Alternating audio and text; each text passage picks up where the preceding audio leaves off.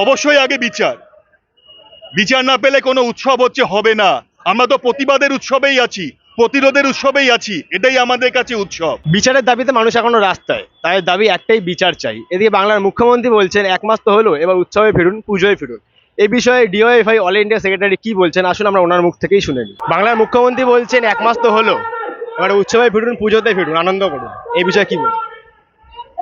উনি তো সুযোগ খুঁজছিলেন কখন এই ধরনের কথা বলবেন, কিন্তু বুঝতে পারছিলেন যে বাংলার মানুষ এবার যেভাবে রাস্তায় নেমেছে ওনাকে এসব বলার সুযোগ দেবে না। কিন্তু গতকালকে আমরা দেখলাম যে দিল্লির দাদা কি করলেন আমরা জানি না, দিদির জন্য, বাংলার দিদির জন্য, যে কোর্টে সেরকম কোনো কিছু অগ্রগতির কথা আমরা জানতে পারলাম না তদন্তে। তো কোর্টে যেরকম শুনানি হলো, তারপর দাঁড়িয়ে মুখ্যমন্ত্রী কথা বলবেন, এটাই স্বাভাবিক। কিন্তু একটা কথা আমরা পরিষ্কার বলতে চাই, ওই নির্যাতিতার সব দেখার পরে বাংলার মানুষ উৎসবে নামবে না। উনি এই কথা বলবার পরে বাংলার মানুষ রাস্তায় নেমে পরিষ্কার বলছে যে মানুষ উৎসবে নামবে না যতক্ষণ না এই নির্যাতিতার খুনের বিচার হবে, এবং তার সাথে যারা এতদিন ধরে প্রমাণ লোপাট করলো তাদেরও শাস্তি দিতে হবে। তাই মুখ্যমন্ত্রীর এই কথা বাংলার মানুষ ছুঁড়ে ফেলে দিয়েছে। রাজ্য সরকার যদি সত্যি চাইতো যে আসল দোষীদের সাজা হোক, তাহলে কি এতদিন সময় লাগতো? সেটা তো আমাদেরও প্রশ্ন। আজকে সিবিআইকেই তো প্রমাণ করতে হবে যে তারা সঠিকভাবে তদন্ত করে সাজা দিতে চায় কিনা।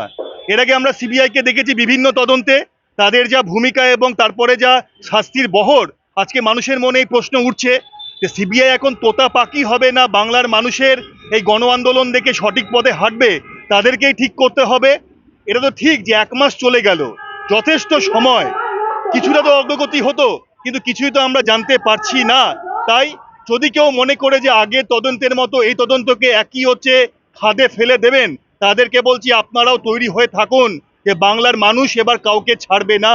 শুধু বাংলার মানুষ নয়, দেশের মানুষ, আমাদের দেশের বাইরে যারা রয়েছে, এই দেশ থেকে যারা অন্য দেশে থাকে, তারাও রাস্তায় নেমেছে।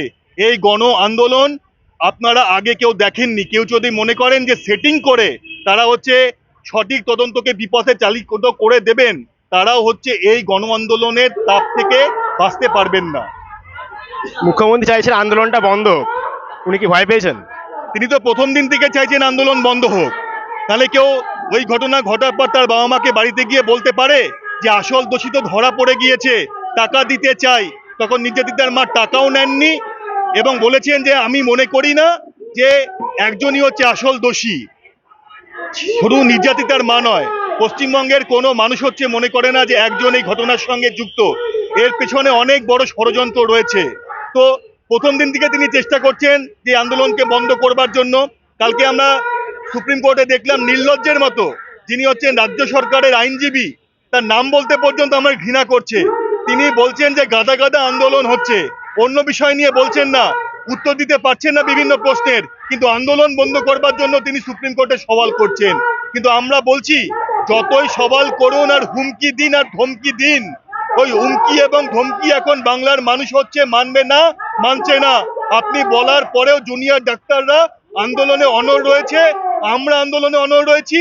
পশ্চিমবঙ্গের মানুষ ঘোষণা করেছে তারা আরো বেশি বেশি করে আন্দোলনে নামবেন। তাই মুখ্যমন্ত্রী চোখ রাঙিয়ে আর ওই ধমকি দিয়ে তিনি আন্দোলনকে বন্ধ করতে পারবেন না। এই কথা আপনারা লিখে নিতে পারেন। বাংলার মানুষ যে দেওয়াল লিখন লিখে দিয়েছে, মুখ্যমন্ত্রী এখনো পড়তে পারছেন না। পড়তে পারলে এই আন্দোলন বন্ধ করবার জন্য হুমকি দিতেন না। দাদা, শেষ প্রশ্ন, আগে বিচার নাকি আগে উৎসব? অবশ্যই আগে বিচার। বিচার না পেলে কোনো উৎসব হবে না।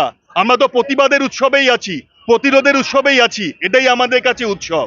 যতক্ষণ না পর্যন্ত বিচার হবে, অন্য কোনো উৎসবে ওই মেলা খেলা, ওই সরকারি টাকা নষ্ট করে যা যা করা, সেসব উৎসবে মানুষ নামবেন না। একটা সময় তিনি পেরেছিলেন এগুলো করে বাংলার মানুষকে অন্যদিকে মনটাকে ঘুরিয়ে দিতে, কিন্তু এখন বাংলার মানুষ নিজের অভিজ্ঞতায় বুঝেছেন যে এই সরকার একটা দুর্নীতির পাহাড়কে কত দূর নিয়ে গেছে, এবং সেই দুর্নীতির পাহাড়ে জায়গায় দাঁড়িয়ে আজকে কোনো বেকার যুবক, কোনো মা বোন, তারা কেউ রক্ষা পাচ্ছেন না। ওই সমস্ত দুর্নীতিগ্রস্ত লোকেদের আজকে এতটাই বাড়বাড়ন্ত হয়ে গেছে যে তারা ধর্ষণ, খুনের মতো ঘটনাও ঘটাচ্ছে।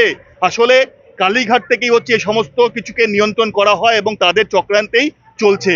তাই খুব পরিষ্কার কথা আমাদের যে এই সামনে হয়তো দুর্গাপুজো আসছেন, এর সঙ্গে অনেক মানুষের রুটি রুজি যুক্ত থাকে, সঠিক কথা, সে জায়গাগুলো ঠিক থাকুক, কিন্তু অন্যরকম কোনো উৎসবে হচ্ছে মানুষ নামবেন না। বরং উৎসবের, মুখ্যমন্ত্রী যে উৎসবের দিনগুলোতে রাস্তায় নামতে বলছেন সেই সময় দাঁড়িয়ে প্রতিবাদের ভাষা আরো বেশি করে সোচ্চারিত হবে। ধন্যবাদ।